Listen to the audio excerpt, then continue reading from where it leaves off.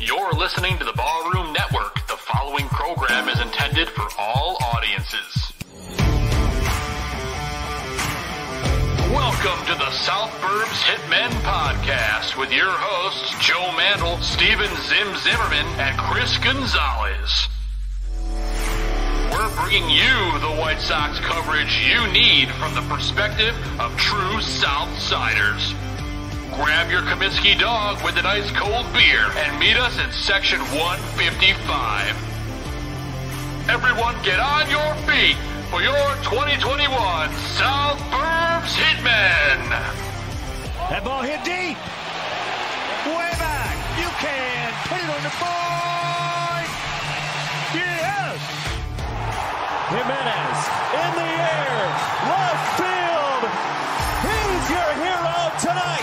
Thanks, Cubs. Over the head of Jenks. Uribe charges throws. Out! And the White Sox have won the World Series. Alexei! Yes! Yes! Yes! Yes! Yes! History!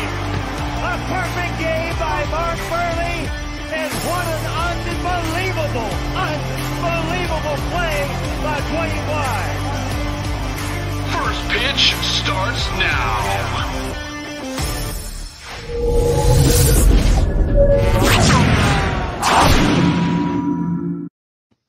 What is up, everybody, and welcome to South Burbs Hitmen. I am your host, Joe Mandel, and I'm joined by my White Sox brothers in arms. That's Chris Gonzalez and Steven Zimmerman. And gentlemen, before I say hello and see how you're doing, we have some horrible breaking news, Zim. We interrupt this program for breaking ballroom news. Yes, that's right, guys. For any of you who saw the game yesterday, and you probably have, and White Sox Twitter has been afire, Luis Robert, he has a very bad hip flexor, and he is going to miss 3 to 4 months. This is not the news that we wanted to hear. Of course, we saw some tweets come out today. Of course, you got John Greenberg was the first one that I saw. Luis Robert is a grade 3 strain, which is a complete tear of his hip flexors, according to Rick Hahn. Whether he has surgery or not, there's a 12 to 16-week recovery timeline before he resumes baseball activities.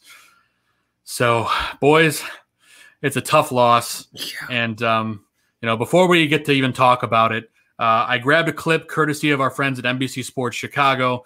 Let's take a look at the injury. It seemed like he tripped, and as he tried to regain his balance, maybe something in his quad or his hip. He's talked to Rick for a minute. Definitely going to go in the IL. He'll get checked tomorrow more completely. It's gotten him twice this year. Ramirez got a hustle. That double clutch will cost him. And Luis Robert trips down first, and you hope he's all right. It's the same message. You're more concerned about the individual and what he's missed time, and he's got to rehab, although, it's not like Eloy, but, we'll have somebody play in that position and step up, and you just got to deal with it. We're deep enough to cover. Number one, for the young man who was just starting to get it going, he was hitting over 300, beats out an infield hit.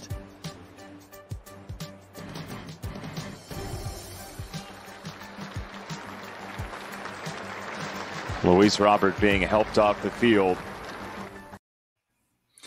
Yeah, guys, obviously horrible news if you're a White Sox fan, and it's just right to the heart. It gets you right here after all the injuries we've had.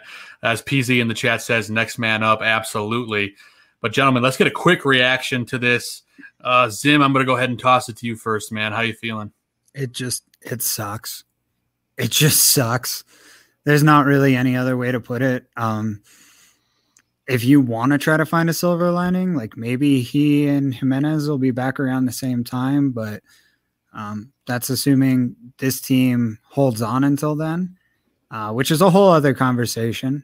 It's hard to find a whole lot of positives around it right now because it's so fresh, and it's such a just awful injury, and a painful one too. For those of you who don't know, that's a really, really painful spot to get hurt. And if you guys couldn't tell from the video, I mean, he couldn't put any weight on it. It's not surprising to me at all that he's out this long. Gonzo, immediate reaction to what happened to Luis Robert. No, that definitely just ruined my Sunday. I mean, you just, as soon as that happened, you just saw the vibe just drift into the game, and offense couldn't produce, and it's frustrating. I mean, I know in a previous show I mentioned that, you know, the future schedule of that last month and a half looks very promising, but you need to get to that point where you're in contention. I thought with Eloy getting hurt, I'm like, you know what, with the core and the talent we have, I didn't have a doubt that we would be there, but losing another key part of that core, the 5-tool player that he is, it has me worried. I think we do have the pitching and the talent in the core, but that's two key pieces that you have to get some production to keep up. And I think they put the stats in Sunday's game that we're lacking in our power numbers right now, and it's very worrisome. And the ball's in Rick Hahn's court right now, so I'd like to see something sooner than later, but we'll just have to see. Yeah, that's actually where I was going to go with this next. And before we get any further, I do want to make sure you guys all know we have a very special guest that's going to be joining us in just a few minutes. Ryan McGuffey, the content head at NBC Sports Chicago, producer of Hangin With Hurt, and of course he's from the White Sox Talk podcast. So we're looking forward to talking with Ryan here in just a little bit. But until then, we're going to break down a little bit more of the Luis Robert injury. I saw the comment below. I'm very disappointed in yesterday's game as well. But the next question, guys, what should the front office do? You know, I'm of the mindset, and I know a lot of people are going to disagree with me, but I know Adam Engel's coming back. Everyone says, oh, he's a great defensive outfielder, and then his bat was hot in spring training. I don't know if that's enough to carry this team. So I think they got to go out and make a deal for an outfielder. Personally, I don't really have any thoughts in my head right now as to who. I guess I'd have to look a little bit further to see who's eligible, but we'll just kind of go from there and figure it out. But gentlemen, before we get a little deeper into this, we'll address this a little bit later in the show. We are joined by our very special guest. Of course, Ryan McGuffey is joining us from NBC Sports Chicago. Ryan, thank you so much for joining us tonight, man. Yeah, guys, thanks for having me. I know we've been trying to get it done for a while. I guess it's a little early today, even though it sucks. Yeah, I know. Of all days, it's the day where we get the horrible news about Luis Robert. But we'll talk about that in a little bit. We're not going to leave with that. This White Sox team, we'll talk a little bit more about you to start things off. So obviously you produce Hangin With Hurt on NBC Sports Chicago. Tell us a little bit about what it's like to work with a Hall of Fame player like Frank Thomas, on a show that's as cool as Hangin With Hurt. Yeah, I mean, Frank and I have worked together now for it's been 5 years or so. And gotten along really well with him, Ozzy. We just have clicked, and that was kind of his baby. He's always wanted to do it like his own show. And so he approached me during COVID, and we started discussing it, and a few phone calls became a few more in-depth phone calls. And then we, really attacked it. And, the one thing I knew that Frank could bring to the table was guests. And, I was always curious as to how he would do in that role. And I think he's nailed it. I mean, we have fun. Obviously, the big names we've had, from Barkley to Bo Jackson to Ozzy to Pete Rose, Ray Lewis. We got a few more coming up here. And, our next episode actually hasn't been announced yet, but I'll tell you, it's Mark Burley. Oh, wow. So, yeah, I mean, we've gotten some great people. Frank has great camaraderie. And he's just grown so much as an analyst himself from the first time he walked into our station. I want to say it was 2014, the year he got inducted into the Hall of Fame, to now. I mean, he's a national analyst on Fox. And yeah, I mean, like with me, humbled for sure with Frank, but like I always kind of look at, he's like friend, and it's a nice marriage, for lack of a better word, because sure, for me it's Frank Thomas, like the best player in White Sox history, and then it's like he today after the news about Luis Robert too. So, I mean, like, I've just been able to, I've had I've been blessed with a lot of great opportunities and met a lot of great people, and Frank is certainly one of them. So I'm loving, I'm going to ride out Hanging With Hurt as long as we can do it. Yeah, no, that's awesome. And of course, everyone watching the show knows as well that you're also on the White Sox Talk podcast. You know, you guys have incredible guests on that show almost every week as well. You know, talk a little bit about, you know, who was your favorite guest so far on the podcast, and maybe who gave the best interview? Wow, that's a great question. We've done almost 600 episodes. I know. It's a tough question. It is. Like, I forget sometimes all the people that we've had. But I think the best part for me is just we ask like the question. I think we ask the questions. You know, sometimes, like, you know, we had, like, I'll give you an example. Like, we had Gordon Beckham on before Gordon came and joined us in studio, and I didn't know which way it was going to go. I whether he was going to be good, bad, in between, answer questions. But like with Gordon Beckham, there's obvious questions that are easier to ask him now, that maybe he had a tougher time as a White Sox player. You're not going to, like, there, people, all of us, you know, the four of us here, we have different perspective on things 10 years later than we do 10 minutes later, you know, like, that's just life. So Sure. Him about, was he rushed? Did he feel the pressure? You know, I think those are the things that I enjoy most. I mean, Chuck and I've known Chuck like 17 years, and I mean, we are kind of each other's like right and left hands at this point. So we're great friends, and I think we really don't have to like kind of share notes really at all. We kind of just play off each other. If Chuck goes one way, I know, okay, cross that one off. I can pivot right or left, and sometimes we can you know, play off of each other too from that. It's just it's hard to come up with, like, to give you a true. I'm trying to think, like, off the top of my head, to give you like my favorite guest. I think my favorite by far it have probably been the 2 times we had Rick Hahn live at Reggie's. Those were probably my two, like the in-person sold out, like standing room only crowd.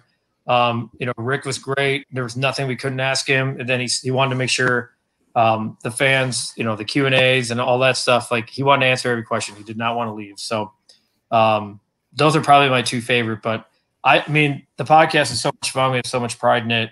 I don't think if you told us 4.5 years ago when we started it that it would be this, and that we would like treat it as like passionate as we do. I'm not sure we saw that. Like, and I certainly, I'm glad we did, because I love it. It's fun. Yeah, it's a great listen. Everyone out there, if you haven't checked it out, make sure you go check out the White Sox Talk podcast. But Ryan, let's bring it full circle to this 2021 White Sox team before I pass it on to some of my other co-hosts over here. You know, starting pitching on this team has been lights out from the start of the season for the most part. The bullpen, which a lot of folks had as the best in baseball, has been wildly inconsistent.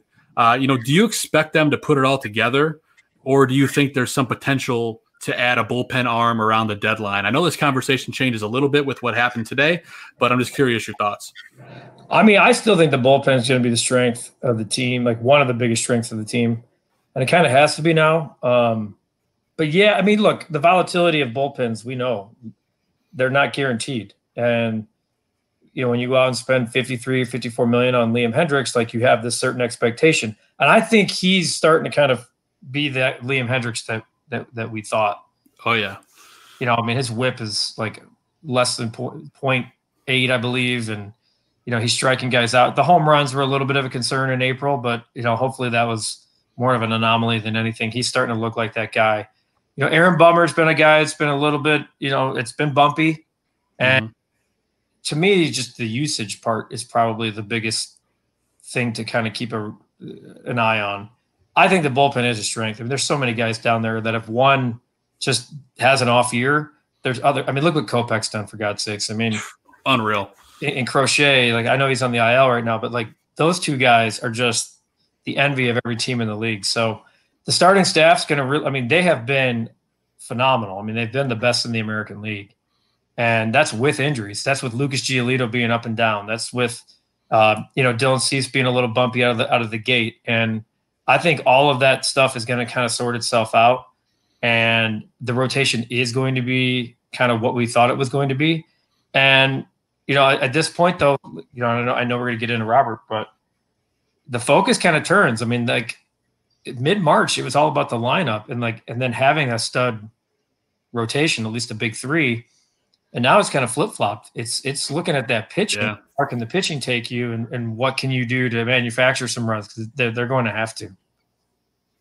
Yeah, absolutely. No, I appreciate that, Ryan. And I'm going to go ahead and toss it over to one of my other co-hosts to ask you a couple questions. I'm going to toss to Chris Gonzalez. Chris, take it away, brother.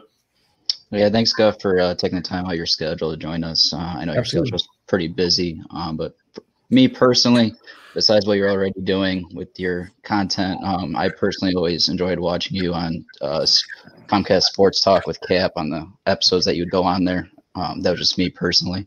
Thank you. But my first question to you, and which is what you're just alluding to, is with how does this roster navigate the outfield without Luis and Eloy? And will we see maybe Yolke Cespedes come up later in the season and Engel back in the short term? Or perhaps do we do a trade for like a guy like Conforto or Blackman? What's your thoughts here? Yeah, I mean, I've said this on Twitter during right around the 5 o'clock hour before Rick met the media. And there's enough people that come at probably all of us, and the trolls love today more than any other day. And my biggest thing's been about depth. Like, people keep complaining about depth. I mean, how many teams in baseball or sports are going to be able to withstand the loss of 70 homers and 200 RBIs? I mean, that's just a fact. I mean, a Silver Slugger in left field, a Gold Glover in center field.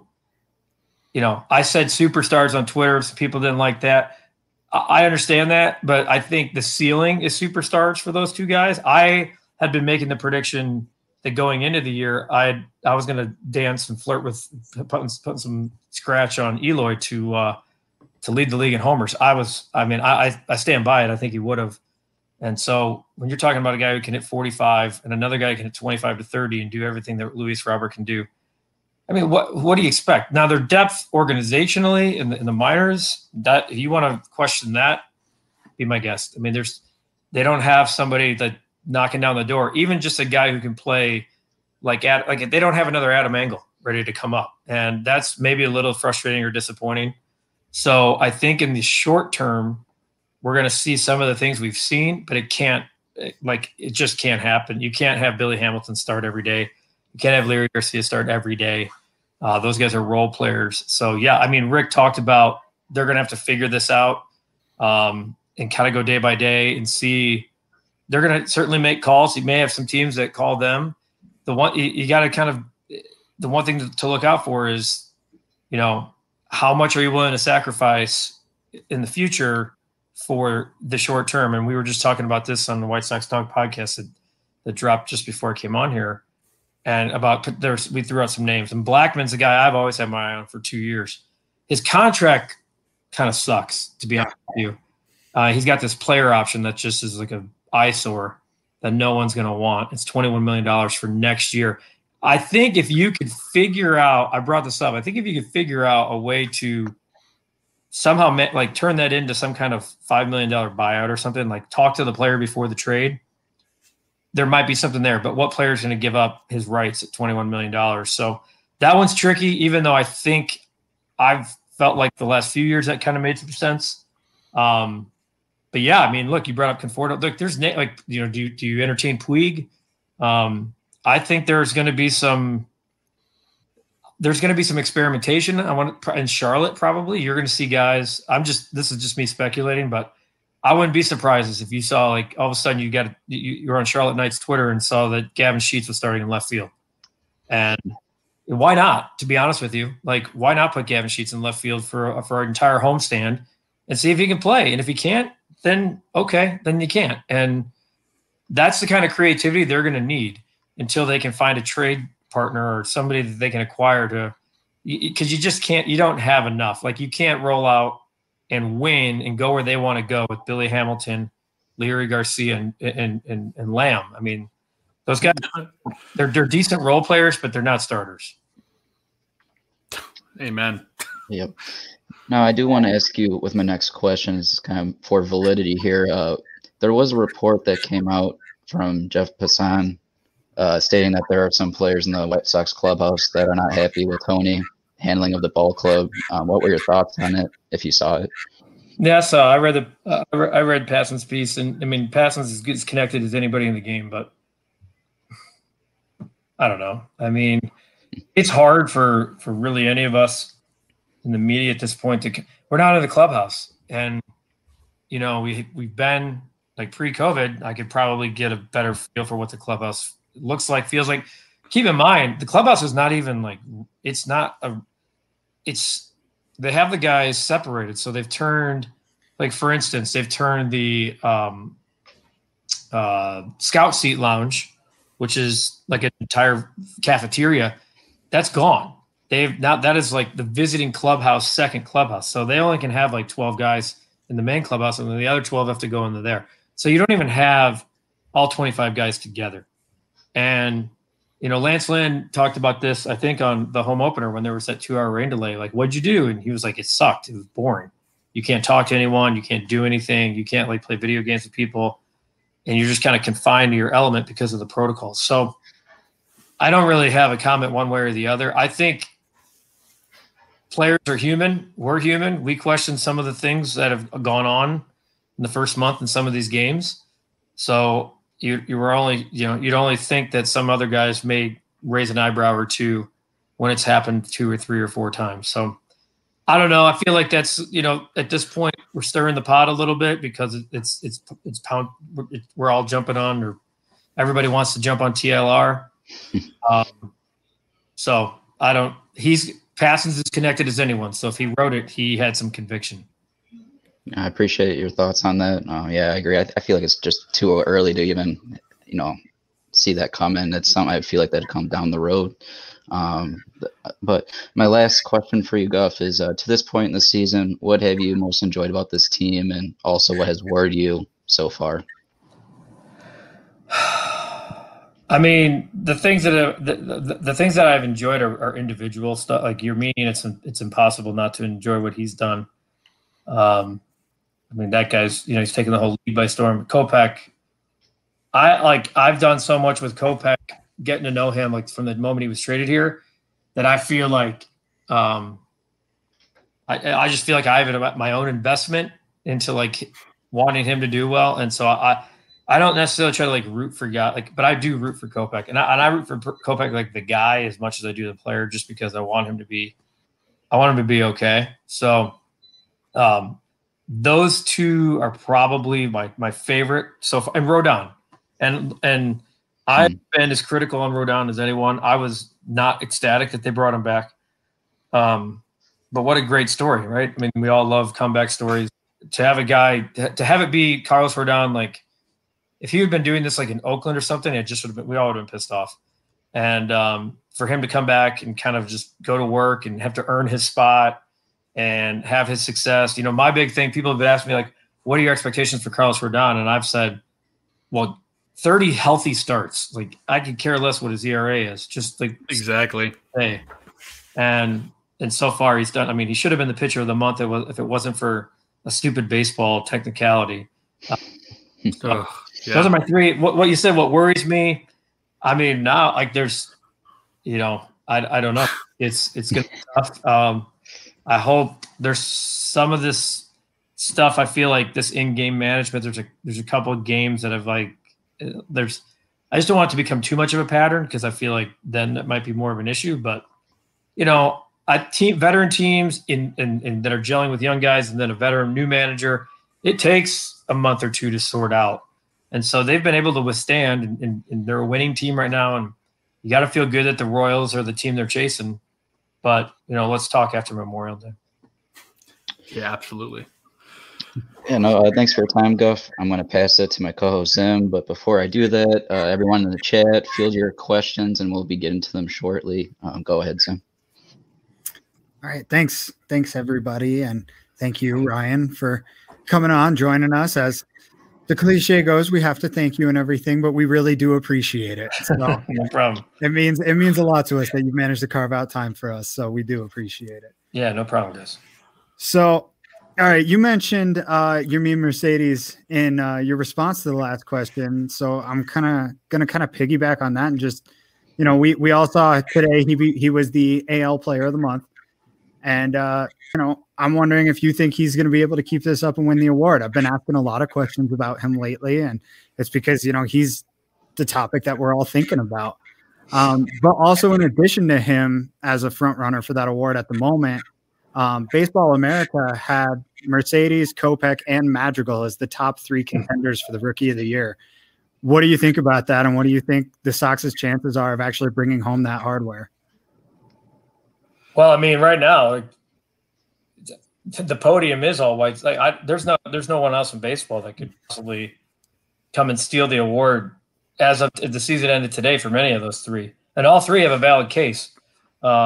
It'd be tough to not give it to Yermin right now, but God, Kopech is.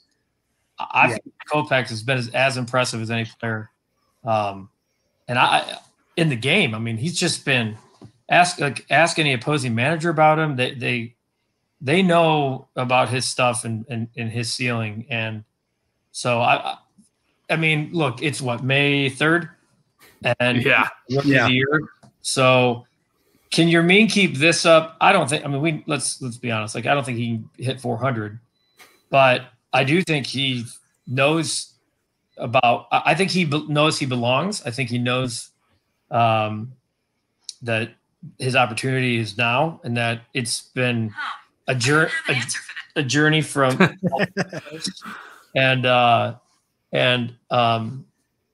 so yeah, I think his confidence, mentally. He's probably as strong as anyone in the clubhouse. And that's just as important as the physical stuff. The guy can hit. We know how he can rake. He's going to go through slumps. It'll be interesting to see if he goes through a 1 for 15 to see what the other half, what the other side looks like when he comes out of it. But maybe he won't. Maybe he won't slump. Right? Every time, that'd be great. Yeah, you keep thinking if you keep thinking it's going to happen, and then. He's 0 for 3 with 3 Ks, and then that last at bat of the game, he just puts together some the best at bats, which has impressed me so much. So, I guess the long-winded answer to your question is I don't think he'll be in the MVP voting, but I do think he'll be. He's going to have to really, really bottom out to not be in the conversation for Rookie of the Year. Sure. First, certainly in the first half. I mean, at this point, I want to see him in a home run derby. So, right, yeah, me too. They got to figure out how to make that happen if he continues to do stuff like this. Yeah, I'll definitely have to go to the home run derby if that happens. No, I mean, maybe he already has cooled off though. He was batting 500. He's down to 400 now. So maybe that's the floor. He's slumping. Yeah, this is a slump. And the Sox have had a 28-year-old Rookie of the Year already just a few years ago, so maybe it happens again. That's a fair point, man. Yeah. So have you had the Yerminator burger yet? I have had the Yerminator burger. How was it? It was really good. It was really Freddy's. You gotta give Freddy's a lot of credit. They came by the station one day and we tried them on the air. Chuck and Ozzy and Gordon was in studio. And then they brought a ton of food for everybody in the house. So really good, really greasy, full of all kinds of fun. So, and I know they've sold out a few, the last homestand, they were selling out every night. So you got to give them credit for capitalizing on what's hot. Yeah, no, absolutely. I think it was a great marketing ploy, and it looks delicious on top of it. So I'm going to try and I'm not in the Chicagoland area, so I'm hoping to get back out there sometime soon to try it before they take it off the menu. They shouldn't be taking it off right now, man. They're selling out. It'll be there. No way. Really? We got to figure out how to get you one. Gonzo said he had a quick follow-up he wanted to throw you. I'm going to toss it back to him real quick. Yeah, before Zim moves on to that next question, I just want to give a little keynote to you. Correct me if I'm wrong, Ryan, but you had Yermin on with Chuck the week that he got the AL Player of the Week award, and I believe he mentioned that he was aiming to get that AL Rookie of the Month award. If that was true on that, you can talk about it. Yeah, that's what I'm saying. If you asked him right now, do you think you win MVP? He would say yes.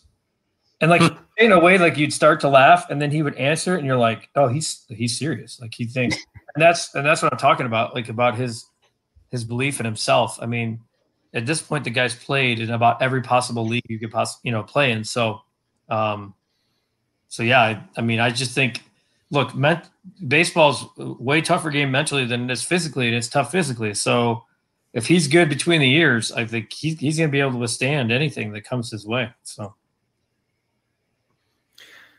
Cool. Well, I'm going to ask another one about another rookie now. Sorry, I kind of froze up for a sec there. So we talked to Alyssa Bergamini when she was on about Michael Kopech, but after hearing that, you've got a little bit of a relationship with him. What have you seen change in him as a player, that's brought him on the way he has come on this year? I don't know how much change he's had, because I think the belief in himself and what his expectations have always been like twice as what you think they're going to be. So, like we were talking about this one time, I think it was like 2017. I think I asked a question about, like, Peter Gammon said he was going to win a Cy Young, and he was like, "That's great, but I've already thought about like winning 2 or 3." So he physically is just, he's a specimen. I mean, it's ridiculous. Like the guy is like, he just has everything that you could. He's got good God looks. He's got the 100-mile-an-hour arm, and his strength is a 12. So I think now he's just cutting it loose, and I'm most impressed with his ability to just kind of take the bullpen by storm and then do these spot starts. We all know he wants to be, and the White Sox want him to be a starter. But I do think they made the absolute right move and making sure he broke with the team, because I was pretty adamant that going to Charlotte was no good for him and that he had to be a part of this, especially after missing last year and having those guys have that, taste of success, making the playoffs, that he needed to be with that group from day one. So I don't really see him slowing down. At some point, you would think he's going to have just a rough outing, but very similar to your mean, we're in May now and we're still saying the same thing. Yeah, to me, it's been really impressive. I think everybody in baseball agrees. So it's just, he's a hot topic as well. I just think he's kind of getting overshadowed at the moment. I wanted to bring some light on that. So thanks. But bringing it back to you now, as someone who works, in all the different forms of media that you work in, on TV, on the podcast, doing stuff like this, what's some advice that you might have for someone who's just starting out and getting their foot in the door, whether it's podcasting or reporting or producing or directing or anything like that? Just some basic advice you might have for the newbie on the street. Yeah, I mean, a couple things. Number one, you mentioned get your foot in the door. Get your foot in the door. And that's like, that is a cliche, but specifically in this business, that's always what I've told people, because everyone else is trying to, there's 1,000 people trying to get in the business, but there's 999 that don't know how to. So be the one that does, and get in the door. Like I always say, every door is cracked. Okay. Like it may appear closed, but every door is cracked open. So get in it. And once you're in, then it's up to you to kind of knock everything else down, knock the walls down, position yourself on the chessboard and go from there. And again, cliche, the world is your oyster. I mean, it's a crazy business where you're pulled in a lot of directions. Like job titles really are just a title because you're doing 7,000 things. And, like I said, it's competitive, but so many things are. So use that to your advantage. Don't let that knock you off course. Don't think about what the guy behind you or the guy in front of you is doing. You got to look in the mirror and worry about you. And if you try to start to think about everything else or something that's bigger or 5 years down the road, you're going to get swallowed up and spit back out. And, I was no different than anybody else. Same exact situation. Graduated from, I had no idea I had some internships and had to figure out how to get back in that door and kick it down. And once I did, then it became that was my competitive advantage at that point. Like playing sports throughout my whole life, it was like, okay, this is a new team. How do I get back on the field? And so that's kind of a long-winded answer, but Don't let people. There's too many. The one thing we have in 2021 that we didn't have 20 years ago is like the negativity. I just feel like everyone's trying to pull each other down. They're trying to rob you from like your dream, your vision. And, that's something that I think we all have. Everyone has a little bit of an ego. And I just feel like so many people are trying to bruise it all the time. Whether they're talking about your job, your looks, your boyfriend, your girlfriend, it's just ridiculous. There's so many benefits to social media, but I would hand in the benefits of social media to get rid of it in a second. And so that's like, don't let people give you piss poor takes and let it ruin your day or ruin your dream or your vision. If you want to be a podcaster, if you want to be a TV producer, life's too short not to chase your dream. So however old you are, if you want to pivot and turn left, right, do it. Don't let people tell you no. And like that to me is my best. Like that's the best thing. I have to tell myself that. Like I still like, I have a family and kids, and I'm trying to like teach them the same thing that I can't like teach them something I'm not preaching. So, I have to remind myself that too. Awesome. Great advice. Thank you. I really do appreciate that. I'm sure that there's plenty of people listening who do too. But that's everything I had for you. I'm going to go ahead and give it back over to Joe. And I think he's got some chat questions lined up for you, Joe. Yeah, so the chat room's been active with a couple questions. So I picked a couple here, Ryan. So let's just field one. We got one here from Santiago. Oh, that's not the wrong one. Sorry about that.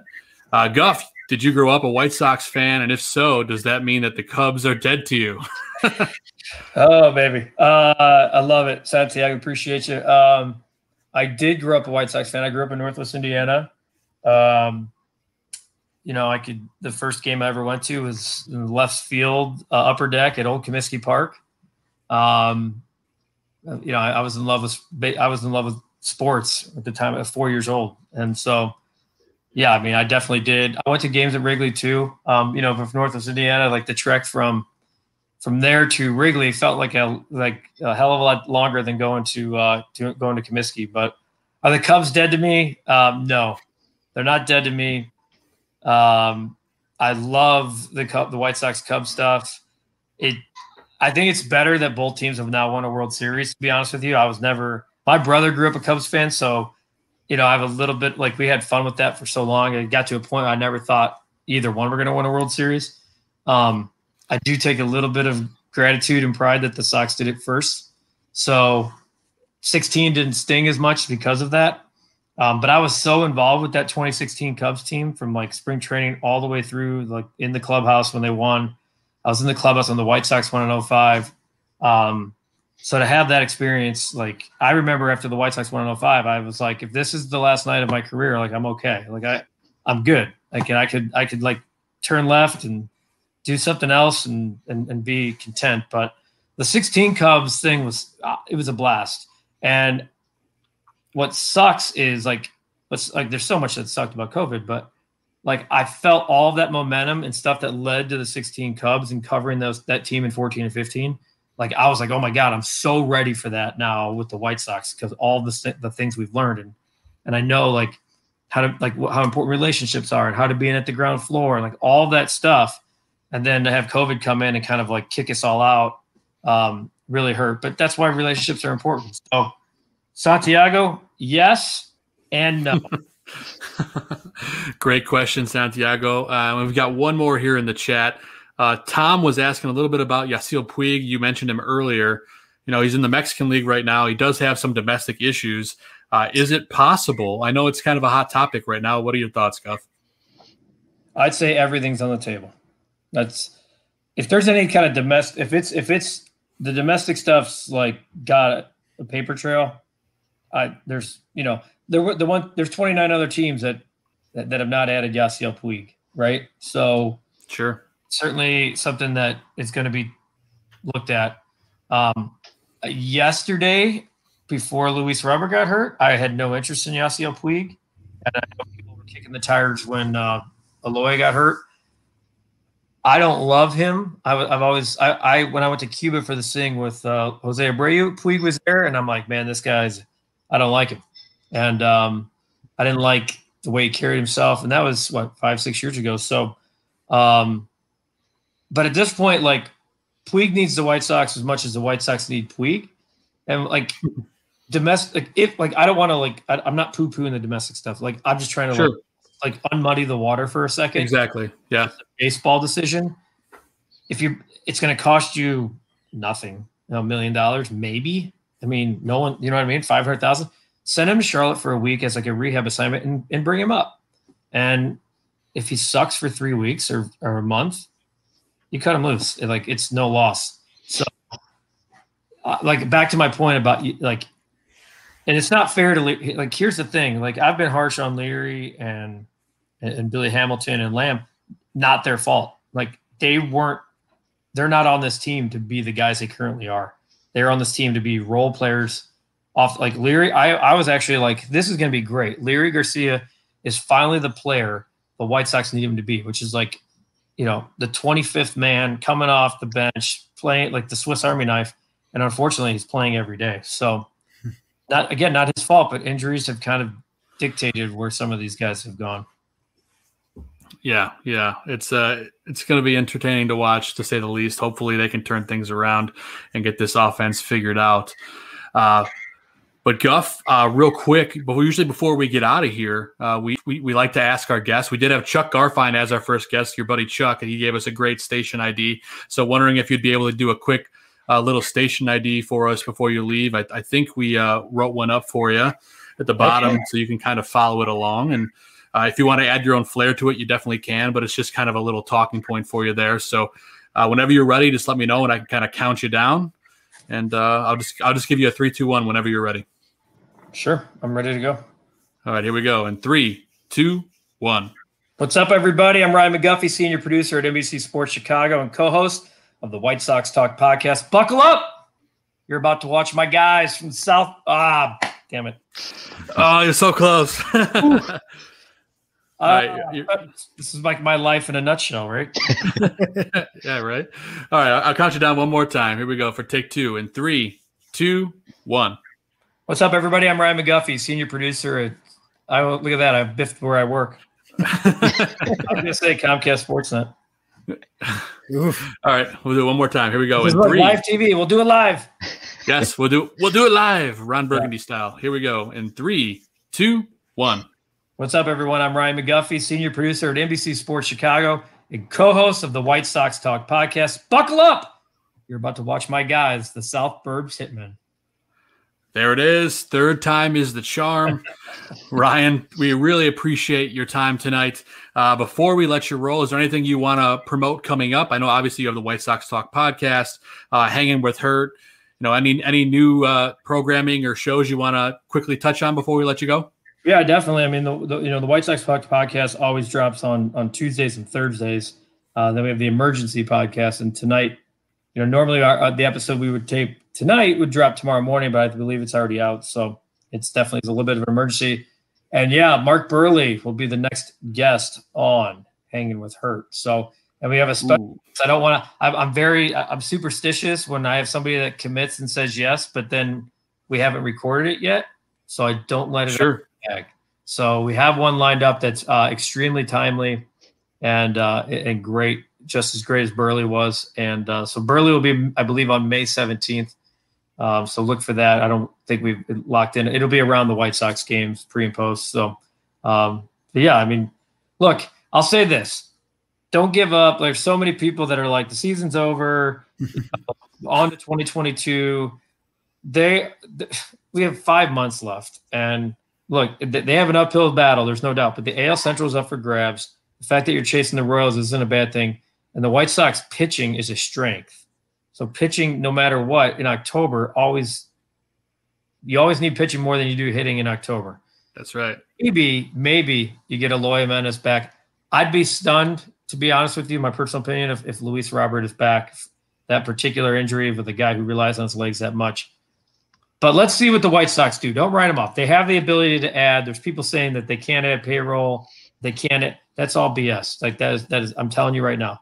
They can add payroll. They've set themselves up for this. They didn't want the injuries, but let's not write them off. I mean, they're right things they're not the Twins. They're not 8 or 9 games under 500. So let's just see how things go, and then if you want to rip them apart, at least get to the All-Star break. I love it. Words of wisdom from Ryan McGuffey, the Guff. Guff, thank you so much for joining us tonight, man. We'll make sure we check out all your stuff all season long on Hangin With Hurt and, of course, the White Sox Talk podcast. And we look forward to talking to you again maybe at some point later in the season. Absolutely, boys. Really appreciate you having me, and love your stuff. You guys do great stuff. Keep on keeping on. Thank you. I appreciate it, Ryan. Take care, and have a great night. Enjoy the night off. Thanks, guys. Thanks, All right, take care. Ladies and gentlemen, Ryan McGuffey. Guff is in the house with us. Great guest. A huge thank you to him for joining us tonight. Man, he really brought the heat, and he brought a lot of insight, guys, didn't he? How about it, Zim? That was awesome. That was a lot of fun. A lot of, like you said, insight into things that we wouldn't have, I think, gotten from a whole lot of other people. It was refreshing and a lot of fun. Did I mention it was fun? Why don't you say fun one more time, just for good measure? Let's see. I don't think I have a drop for fun, so The answer is no.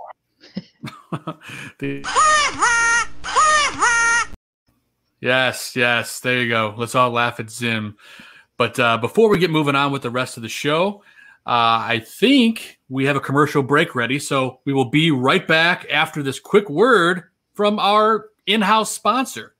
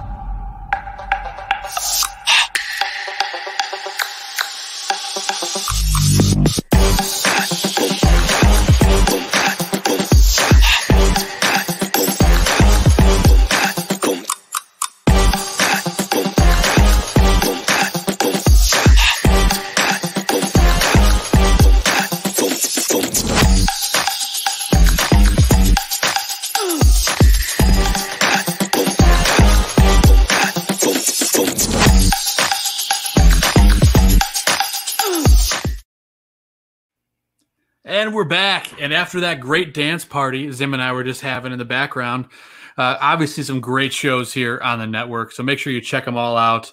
And don't forget to check out the Barroom Swag Shop, where you can get some South Burbs Hitmen swag like Zim is wearing. Look at that. Why don't you stand up for a second, Zim? Show that up. Do a little spin. I'd stand up, but I'm short enough that I can actually just sit down. Yeah, that's right. Never mind. He doesn't need to stand. But look how nice that is. You can head over to deepdishtees.com/barroom and get your swag from not only from South Burbs Hitmen, but all the other great shows on the network. Of course, Barfly Tailgate, Buffon 55, all these other great shows on the network. It's just spitting my mind right now. But anyway, tons of great stuff. Head over there and support all the shows on the network. But gentlemen, let's get moving. Obviously, I didn't get it to use Zim or Gonzo before the commercial break, but thoughts on hanging out with Guff? I thought it was a lot of fun, man. Yeah, no, Guff was a guy that I was really looking forward to him ever since we actually booked him. This was a date I was looking forward to, and just following him on Twitter. You know, he was always great on Twitter, and always loving the content that he has. I really loved the Pete Rose episode that he has with Hangin With Hurt, as well as Chuck's content with White Sox Talk podcast. You know, he was great with us, and I would love to have him again. Yeah, looking forward to definitely having Guff later on in the season. Make sure you follow him at Ryan McGuffey. He brings the White Sox content, and of course, he's got all things White Sox ready to rock and roll. But let's move on, gentlemen. Let's get into the meat and bones of our show. And let's talk a little bit about our buddy TLR. He's been the hot topic lately in a segment we like to call La Russa's Locker.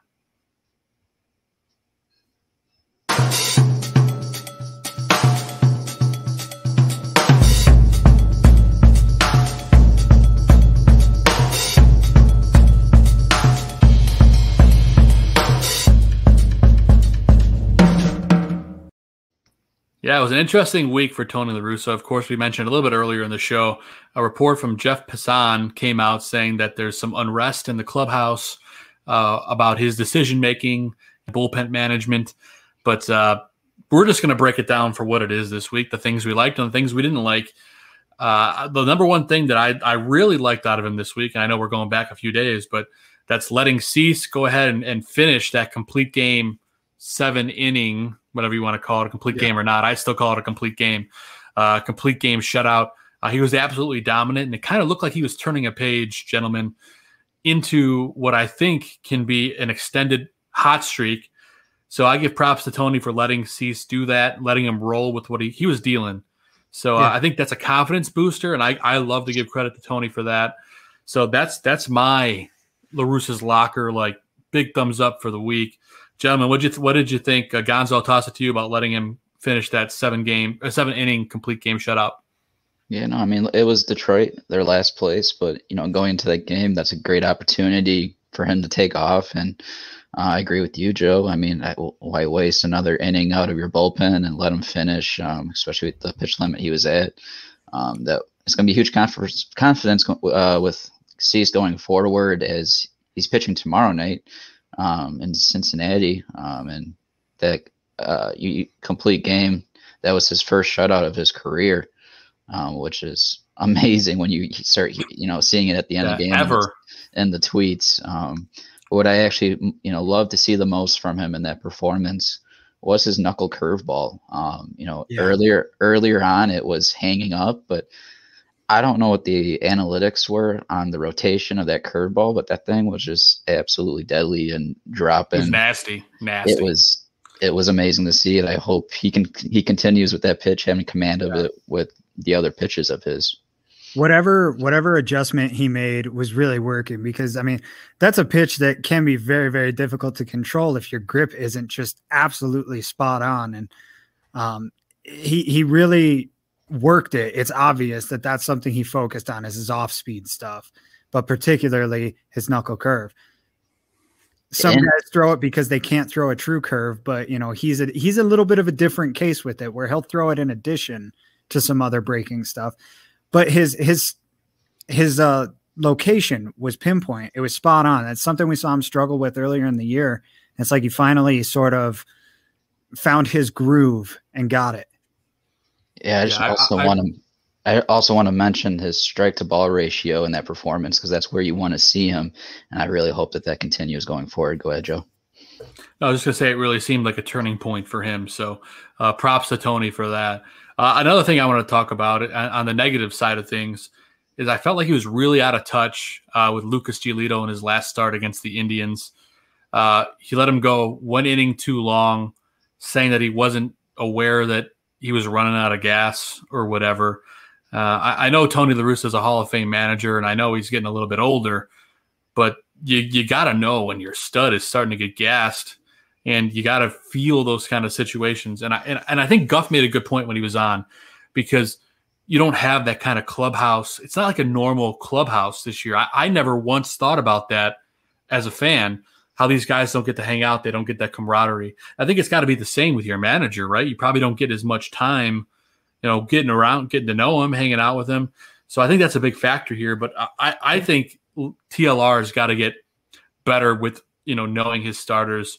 And I didn't think that was a great excuse. Zim, what did you think about that?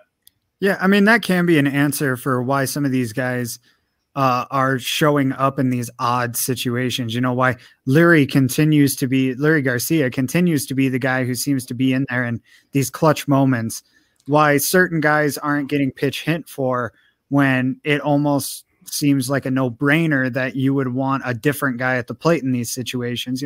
Not just Garcia, but there's been a few other that we've mentioned to one another.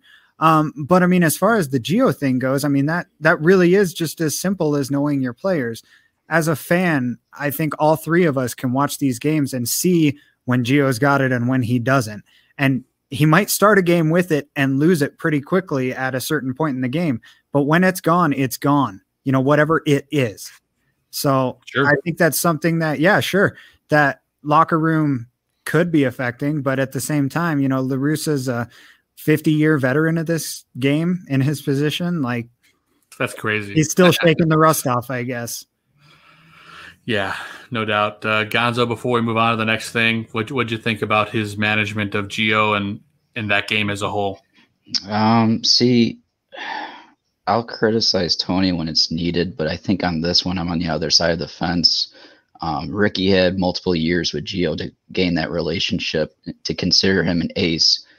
And Tony doesn't have that connection with Gio.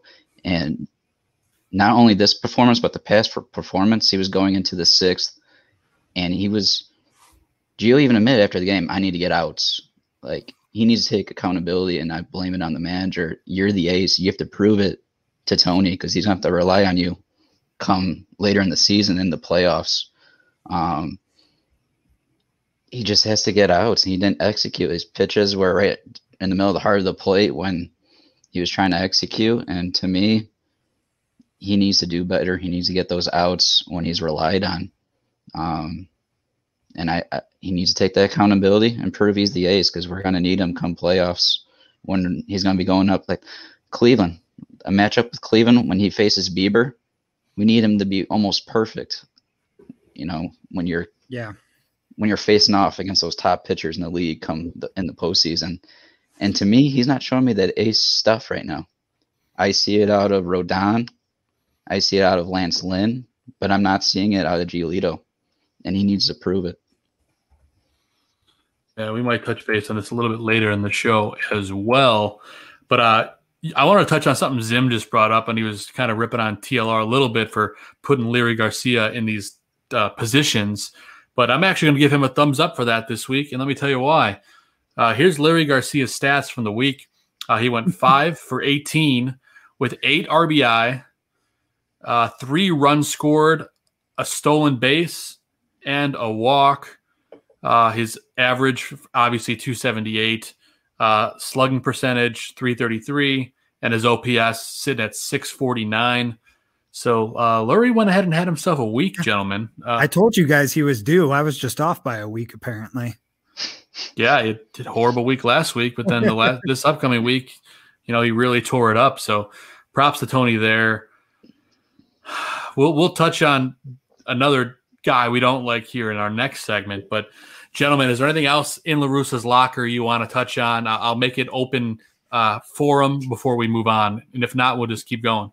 The only thing in La Russa's locker I want to touch is whatever bourbon he's sipping in between innings. I wish I poured myself a glass of bourbon for this one today. I'm just saying, look at his post-game interviews. He looks a little toasty in some of those. Yeah, I actually think somebody said that in the chat earlier.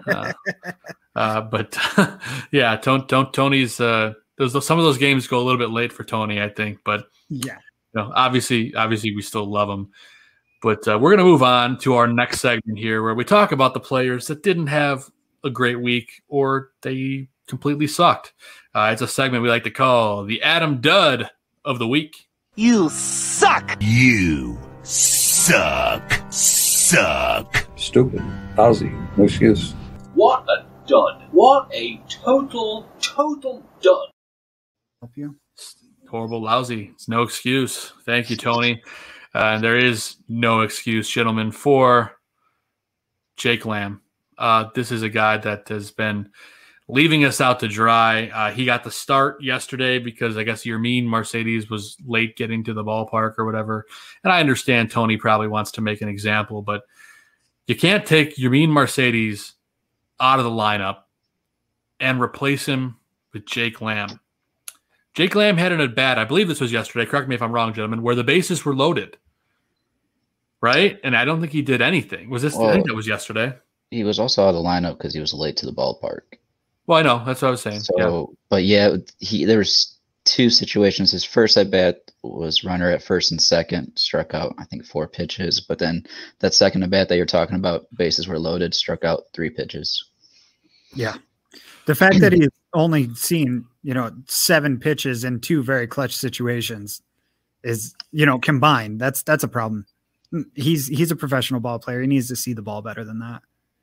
Yeah, I want to say, I have no problem making that substitution because he's not getting any playing time at all when he's on the roster. So he gets this opportunity. Where I see this at least is him not executing when you're given the opportunity. Yeah.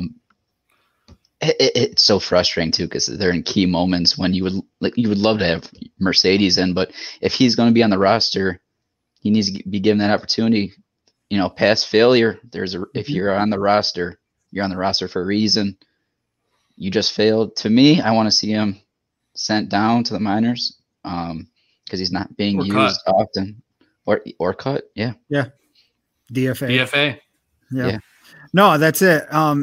He's because of injury, like we've talked about a lot this week, he's been forced into that role that Guff had mentioned, was supposed to be for Lurie Garcia, that 25th, 26th guy on the roster, who's there to be that role player, to be that contributor in those limited situations. And it seems like Lamb is just not cut out for that. And yeah, maybe I'm being a little hard on him and being extra critical, but this team is floundering a little bit, not a lot, but a little bit. I think we can all admit that.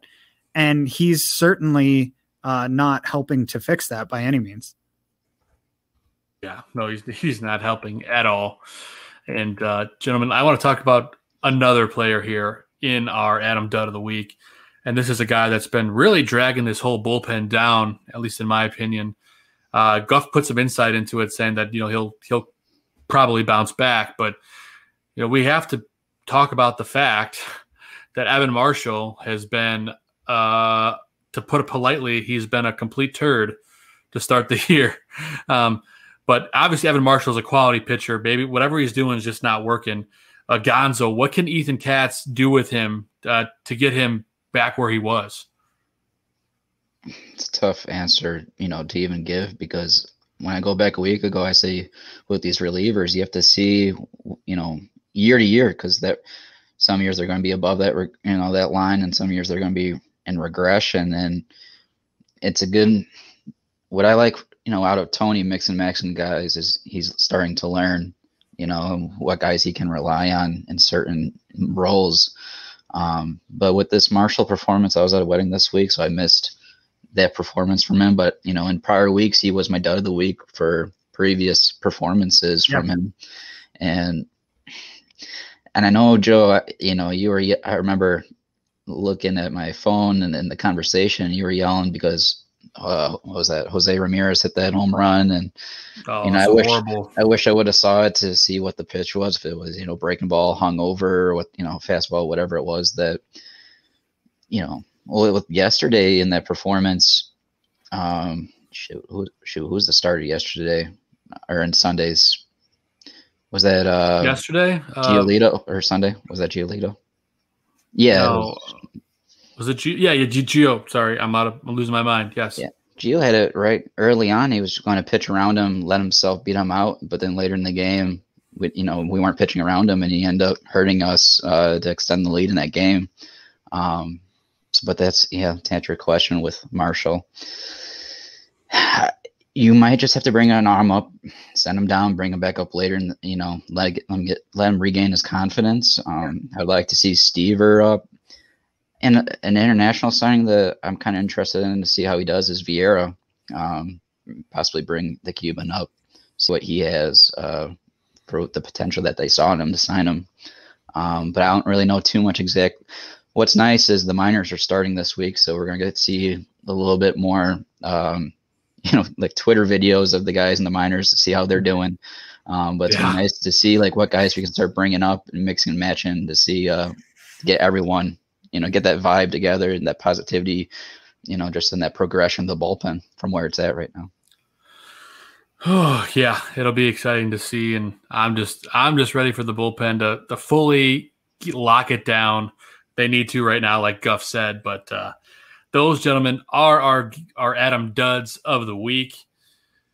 Let's move on a little bit because we have some hot debate here in our next segment. We talk about the play. It's the opposite of the Adam Dudd.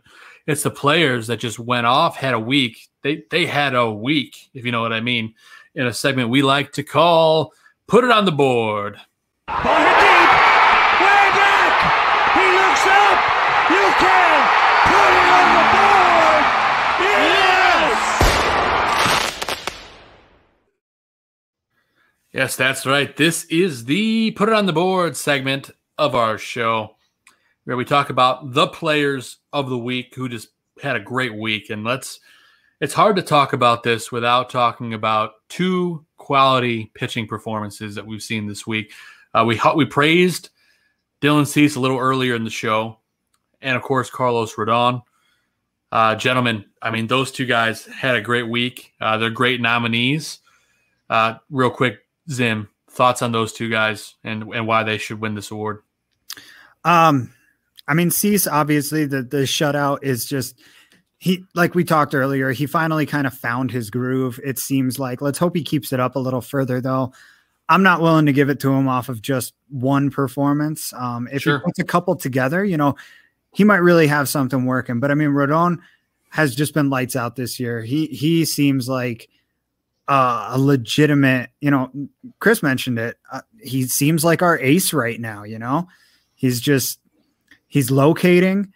His stuff is biting the way that you want it to. He's going right after guys and not kind of dancing around stuff. His approach reminds me of a lot of another guy in that bullpen, in that starting rotation right now. And it seems like he's learned a thing or two from Lance Lynn. He's not afraid to go after guys. It's a very, very similar approach in that way. And it's refreshing. It's nice. He looks comfortable up there. And that's something I feel like we haven't seen out of Los in a long time. Yeah, it's exciting to see our starters kind of being as dominant as they are. And hopefully Cease turns that page. I'm excited about it. So those are two top candidates. Another candidate is, of course, Yoan Moncada, who had a great week. We can talk about it. We'll do a little bit of debating here in a minute when we talk about our picks to click for the week and who's going to win. But there's also another player that had a great week. He goes by the name of Tim Anderson, and he had a great at-bat the other day with a great call from Jason Benetti. We have a clip courtesy of our friends at NBC Sports Chicago. Let's take a look. Tim in the air right field. Way back there. It is a grand slam. Pasta for everybody. Bring them all home in a 5-0 lead.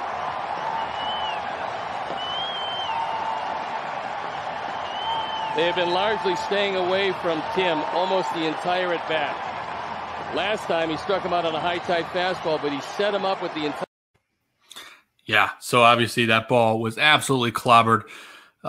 Chris Gonzalez, Gonzo, talk a little bit about your boy Tim Anderson and the week that he's had. Yeah, Timmy has had quite the week. He batted .278, 2 walks, 2 stolen bases, 5 ribbies, 3 runs, 1 homer, which was a grand slam. That grand slam was a difference maker in that game on Saturday, I believe it was. That was when I was away from the wedding. I believe that was true.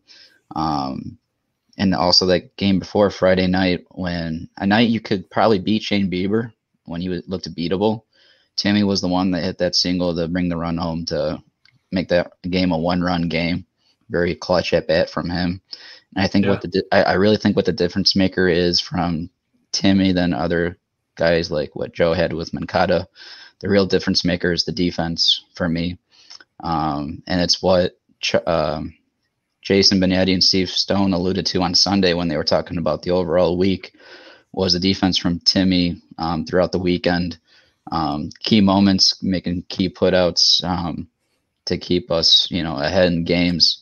For me, that was the difference maker is the defense to go with the production from him overall. And we saw on Sunday a little bloop by Moncada, and that's where I think the difference maker is going to be is the defense.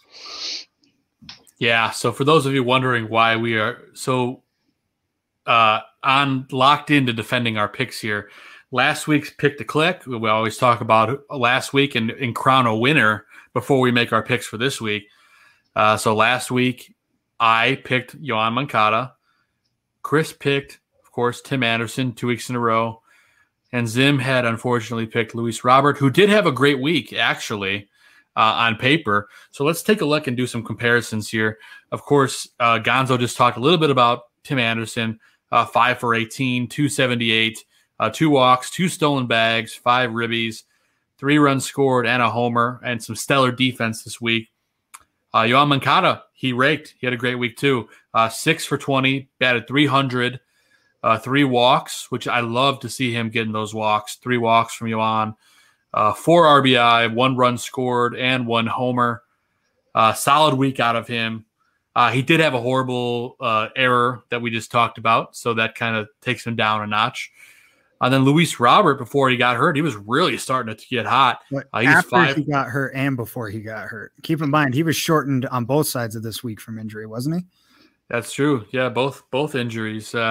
He's been hot before it and after it. He's just been hot in general. But he was 5 for 13, hit 385 with 2 RBI and a run scored. So unfortunately, just because he didn't quite have as many RBIs, Zim doesn't win. So it's between myself with Moncada.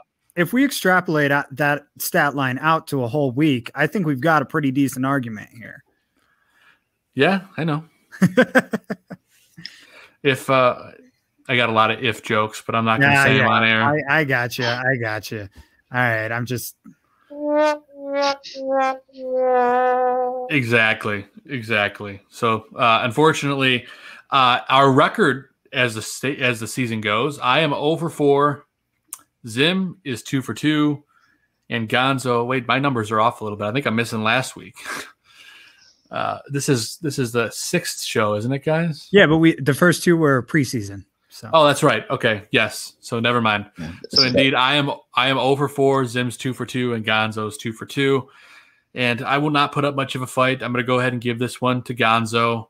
Although Moncada had a great week, that error was very costly.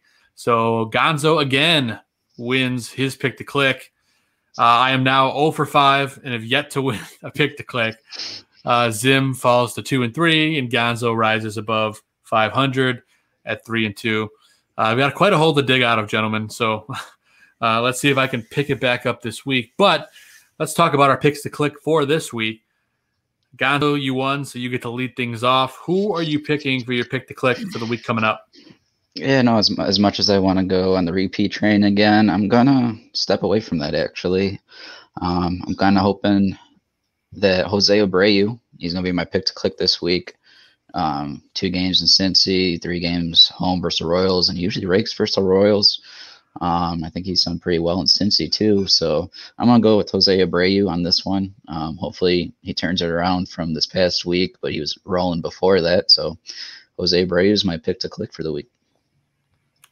I love it, Gonzo. I love that you didn't pick Anderson again. Not because I'm going to pick him, but Zim's probably going to pick him. Zim, who is your pick to click for the week coming up? And it doesn't look like it's Timmy. I'm going to let you roll with this real quick. I just want to do some real super quick research on the fly here. So go ahead, Joe, and give us your pick to click, and I'll follow up with mine. It's cheating, but I like it. It's a proper advantage. So Zim, go ahead. You can go ahead and do some research, and I'm going to stall as I think of it in my head. Okay, I have it figured out. My pick to click for the week coming up, gentlemen. I'm going to ride the hot hand. I'm going to go with Yermin Mercedes. I think he's going to keep it rolling this week. I think he's going to, after being late to the ballpark yesterday for the game, I think he's really going to show up this week and make us completely forget about it. And when he does win me this pick to click this week, we're taking a trip down to Fabulous Freddy's, and we're going to get the Yerminator burger to celebrate. I will absolutely take a video of it. It will go on Twitter. It's going to be a lot of fun. Anyone out there listening wants to come join us, we'll tell you when we're going. And we're going to get the Yerminator burgers. It's going to be fun. So I'm going with the Yerminator now that I've stalled long enough. Well, Joe, Steven Zim's, what's that, Gonzo? I was going to say that's pretty bold because, on the road in the National League in Cincy, they're not going to have the DH. Pitchers are going to be hitting. So you selected a DH unless they're going to put Yermin at catcher, perhaps. I'd be shocked if Yermin Mercedes doesn't play catcher for one of those games. Or at first base, give Jose a rest. That would be sad for me. But Jose goes to DH. Well, there's no DH in Cincy, so that's what I'm saying here. Oh, never mind. Yeah. Yeah, so it's going to be interesting. Let's be honest. I probably didn't think that through well enough, but that's all right. I still think Yermin is going to play at least one of those games. I don't think he'll play both. But it doesn't matter. If he has a huge game for all the other games, then I'll be fine. Well, it's just 2 games out of the 5. Oh, I just jinxed myself. Thank you, Gonzo. I appreciate it. But Zim, now that you had time to do some research that I apparently didn't do, who are you going to go with as your pick to click? Well, I was mostly looking to see how many appearances I think he's going to get, because I think I'm going to go with a pitcher. You know, I'm so far the only one on this show to go with a pitcher, and I'm going to do it again here. And I'm going to go with Michael Kopech. Ooh, I think he's going to shut it down, and he's gonna really turn some heads again this week. You know, he might not get the starts that he was getting before, but he'll make some appearances for sure. I like it. It's a ballsy pick. It's not quite as ballsy as Lurie Garcia as your pick, but it's pretty close. So there you go. Here's got to be the wild card. You know, you two over here. I'm going to pick the All-Star. Well, I'm going to pick the Rookie of the Year. I almost went with Magical again, but he let me down last time. So yeah, that's fair. We'll see what happens. But of course, I get the reminder at the bottom of the screen that I have yet to win. So thank you for that. Look at those standings. Look how pretty they are for everyone else except me. Picks to click, though. Real quick recap. Gonzo, Jose Abreu, myself with the Yerminator, and Zim's going to go with Michael Kopech. He's going to ride it out. It's going to be a fun week, so lots to keep track of for our next show. But we have a little bit of show left, and before we get out of here, coming up just in a little bit at the end of the show, we're going to be talking about our favorite sports movies of all time. Chat room, please let us know what's your favorite sports movie of all time, and we'll feature it during that segment at the end. So get them in there in the chat. Let's move on, guys. Let's talk about the week coming up and some of the schedule things and who we're playing and the projected pitchers in the White Sox Weekly segment.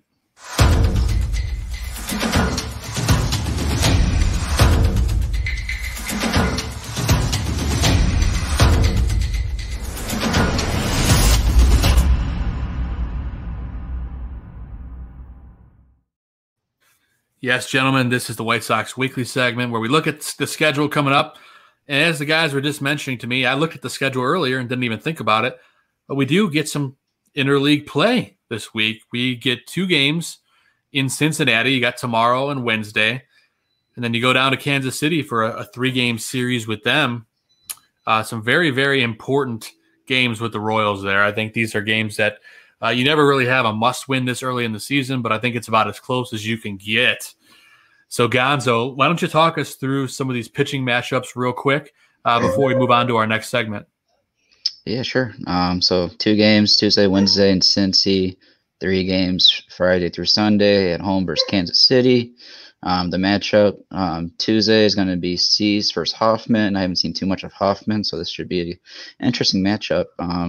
Game 2 on Wednesday, Keuchel and Gray. We actually saw this matchup in the COVID season. Keuchel didn't have a good performance. Gray did have a solid performance on that one, so this could be maybe a split, but definitely an interesting matchup here for Wednesday. And you know, let's face it, Keuchel needs to step it up here and put some quality starts for us. But yeah, 2 games there. I want to mention a batter for the Reds, Castellanos. That's a guy I would have loved the Sox to pick up, and he's absolutely hot right now for the Reds, batting .330, 9 home runs, 20 ribbies. He scares me. Keep an eye on him. We can get to him and guarantee take, so that might be a deadline move possibly. I was going to say, the Reds aren't competitors. He could totally be for sale. Yeah, exactly. So could be an expensive acquisition, but we'll get there. But going to Kansas City this weekend, the matchups on the Sox website aren't official, but from what I've seen on the ESPN, it's looking like Carlos Rodon versus Keller. And Saturday, Lynn versus Lynch. Lynch is a rookie lefty, so that would be interesting if it is him. And then Gio and versus Minor on Sunday. Key series here, boys, with Kansas City in first place. These are games we would love to win, or at least win the series and catch up to them a little bit. Their hottest hitter right now is Carlos Santana, batting .280, 6 home runs, 21 ribbies. Yeah. Yep. And it kind of leads. Saturday's game of the week for me. I just like the Lynch matchup and Lance Lynn. But go ahead, Joe. No, I was going to say that kind of links us great into our next segment, talking a little bit about Castellanos. So let's move on into our hot topic conversation of the week, and that's what we call the guaranteed take.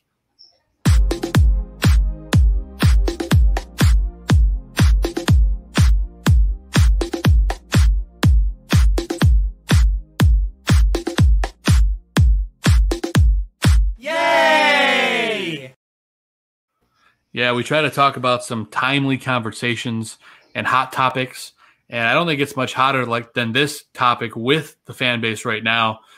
True or false? The Sox need to make a trade for an outfielder. It's a very timely conversation. It's a crazy conversation that I don't think we were probably even going to have before the season, but now here we are. Steven Zimmerman, what do the White Sox do here? Do they need to acquire an outfielder? If I'm limited to saying true or false on this question, I say true. The Sox started the season with 5 outfielders. They're down to what? 2 plus some backups. They are not in good shape right now. 2 of their 3 starters are out. Their main platoon guy is out. A guy they brought in to just be a speedster is looking like he's going to be the everyday player there. And they've got a first baseman playing left field right now. So, I mean, I don't know if it gets much more dire than this, but yeah, I would say absolutely true. The Sox got to do something. And if I'm limited to only trading, I mean, as Guff said, they don't really have a whole lot of depth that's able to come up right now and play. So, yeah, trade. Find something, do something. Yeah, and those wondering, Adam Engel is due back soon. I imagine we'll see him within a week and a half or so, give or take. We'll see. But Gonzo looked like he got something to say about this whole situation. What do you got? Well, I was just going to say, is behind the timetable right now, and he's actually expected to be later in end of the month. Wow. Looking like so that's why for this question I'm going to have to go true. They got to do something ASAP. We alluded to it with Guff when I asked him, or I mentioned the names Conforto and Blackman. Conforto, well, before I go to those two, I think Merrifield, I would love to see Merrifield from Kansas City or Haniger in Seattle, but both teams are doing really well right now, so it's less likely they're going to deal with those guys. The Mets with Conforto, that'd be an interesting choice, but they have a new GM who has high hopes in that team, so it's less likely they're going to be sellers at all. So that kind of leaves you back to Blackman. Colorado is with where they're headed. That GM might be looking for assets, and there's definitely pieces on the table. We can make a deal with them. Yeah, I wouldn't mind that one bit. But that option is interesting to see what they do there. Mm-hmm. Another guy that I wasn't even on my radar, guys, until I was playing MLB The Show yesterday, and I sent you guys some trades that kind of came up. Joey Gallo is a guy that is on the Texas Rangers. He's 27 years old. He's not outrageously old. He's got a 1-year contract for, I think it's like $6.2 million. You know, this is a guy that could fit into this lineup relatively well.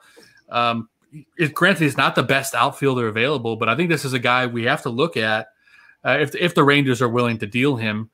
Am I crazy for thinking Joey Gallo is an option? I know Chris Gonzalez is not a fan. I'll let you talk about it first. Yeah, for me, I mean, I like the idea, Joe, but he's to me, a strikeout, you know, it's high risk, move, strikeout or bust, home run or bust, basically with Gallo for me. And I feel like we have, in the past, there's too many of those guys that we try to acquire.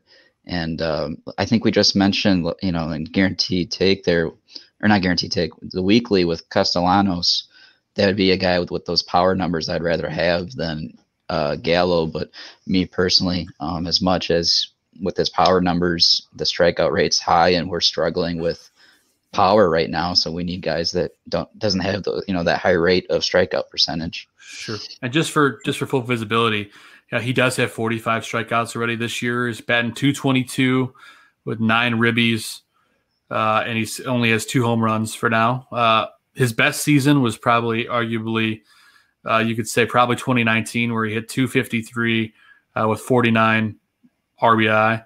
He did have 40 home runs in 2018, but he only hit .206. So he is kind of like one of those, like you said, hit or miss guys, but it could be a low cost acquisition there. So just something that is better than having nobody, or having a ghost out there, the ghost of Eloy. I like where your mind's at, Joe. So appreciate the option there. You've got to replace the home runs that you're not going to get from Robert and Jimenez, right? And Jake Lamb's already striking out left and right. So to me, it's like, what's the difference? You're going to have one guy striking out a whole bunch either way. Just one of them's going to hit a home run here or there, and the other one's not. Yeah, absolutely. But I think the consensus across the board for all of us is yes, the White Sox should make a trade.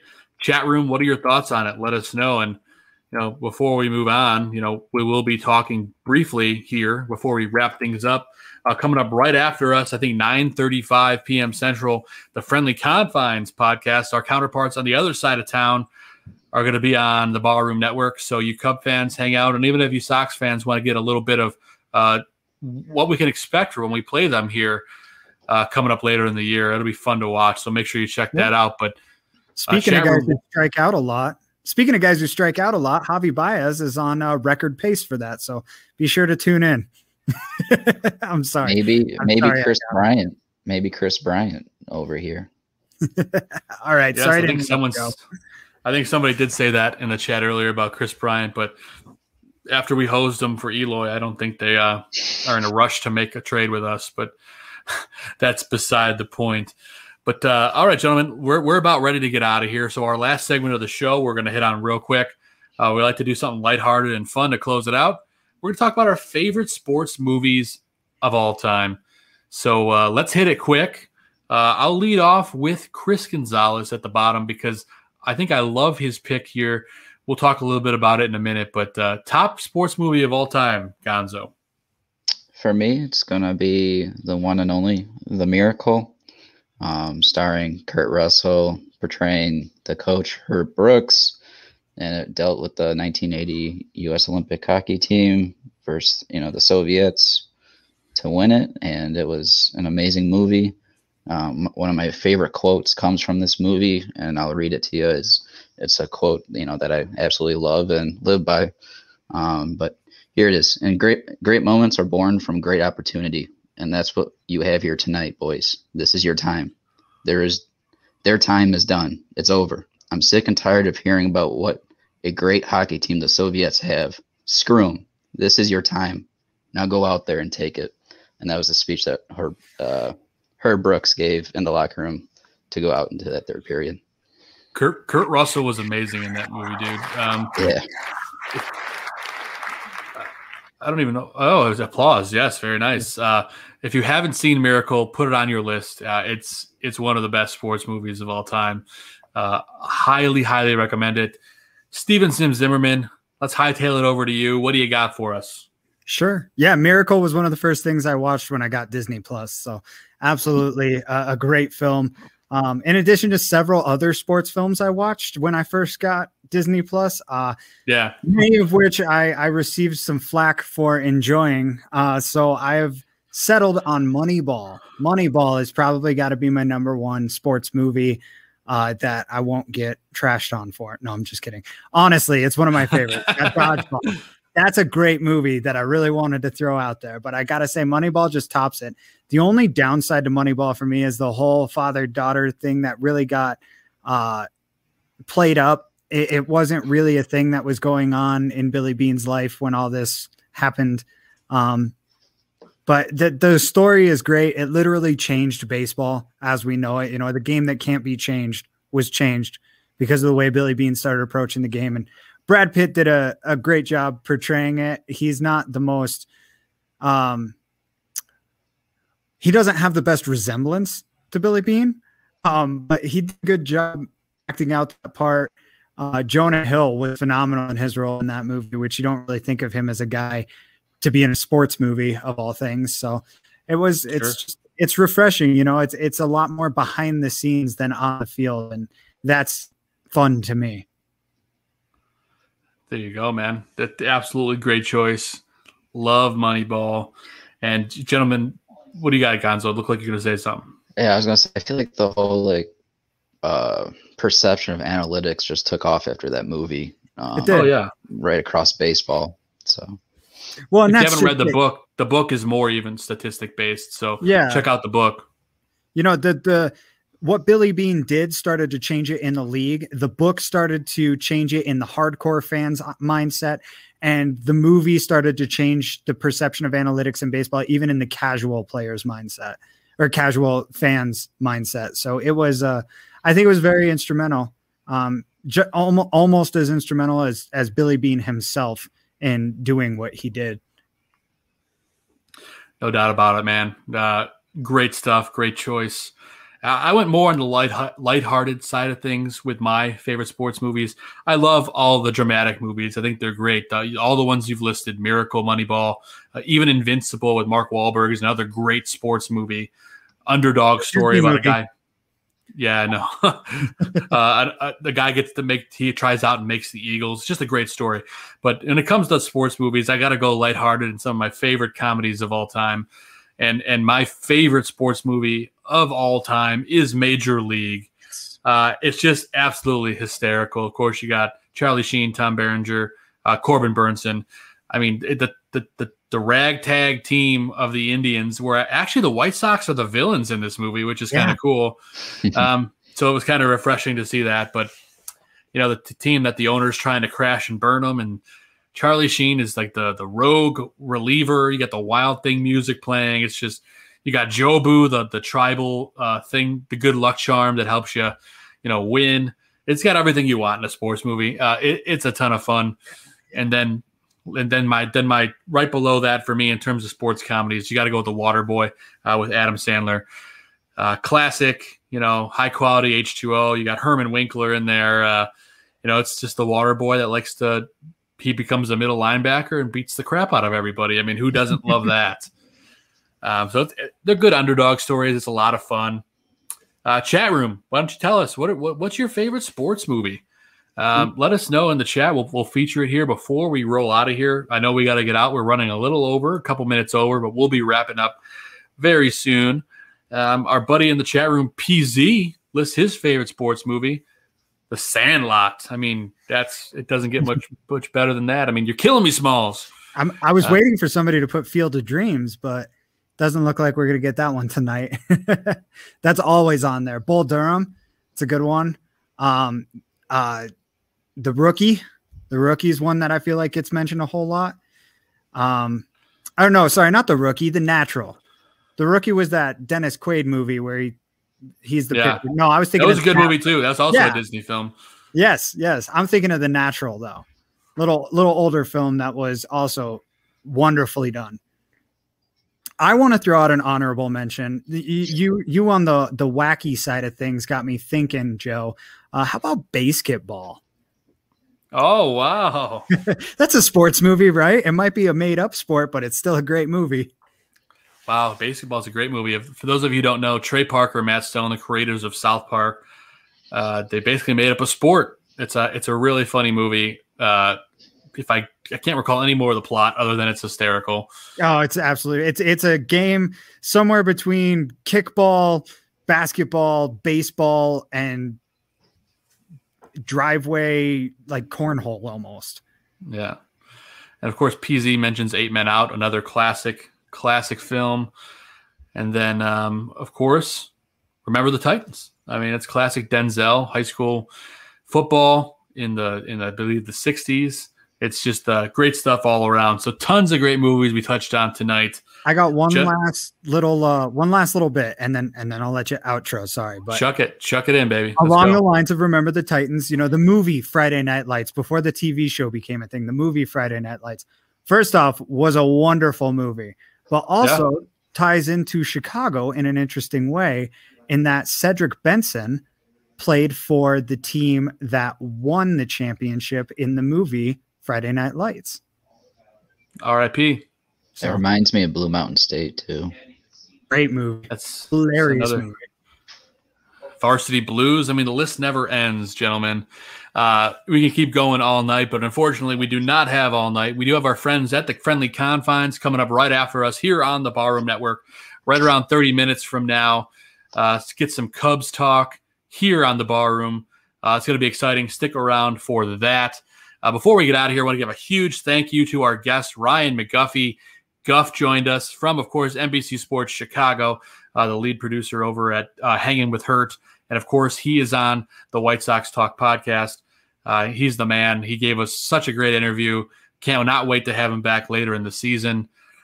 Gonzo, I'll toss it to you to give you your quick shout-out before we move on. But any closing thoughts before we get out of here? Yeah, no, I just want to shout out Guff, just a remarkable guest that we had on for this episode, as well as everyone in the chat. Thank you for participating. We always appreciate it, as well as, Adam Shaw again and on Twitter, tweeting at us, and there's been several others on Twitter, and we always love the shout-outs on Twitter as well. Absolutely, man. Absolutely. Makes us happy to do what we do. It's always a lot of fun. Steven Zimmerman, what do you got for shout-outs before we hightail it out of here? Just a thank you to Guff particularly, but all the guests that have come on. It seems like we're building a pretty nice relationship with NBC Chicago, so it'd be really nice to keep that up. Maybe we'll have some more guys on soon affiliated with them. And I also want to just say thank you to everybody in the chat room. I thought I had more to say, and it got stuck in my throat there, so sorry about that. But, thanks to everybody who tunes in and week out. I know that we're in for a little bit of a rough patch here, but that's okay. We're going to power through it together. That's right, guys. And before we get out of here, I just want to give a shout out to my wife and my dog Maverick, like I always do. I love you guys. And White Sox fans, do not hit the panic button just yet. There's a lot of baseball to play. Let's see what the front office does. I'm excited to see where we go. It's a rough day for White Sox fans, but we'll get over it. Tomorrow's a new day. We start a new series down in Cincinnati. So tune in for the game. We will announce our guest for the next week's show later in the week, so make sure you stay tuned to us on Twitter. Follow us at Southburb Hitmen on Twitter and Facebook, and, of course, on Instagram. So you can find us pretty much anywhere. Head over to the swag shop at deepdishtees.com/barroom. Help support us by buying some swag. And most of all, just a huge thank you to everyone for joining us tonight. We love our fans. We love the people that tune into the show, and we love bringing you a great show every week. With that said, let's hightail it out of here. Make sure you tune in for the Friendly Confines coming up at 9:35 p.m. Central Time here on the Barroom Network. I'm Joe Mandel with Steven Zimmerman and Chris Gonzalez. Thanks for joining us, and go White Sox. We'll see you guys next week. This ball game is over.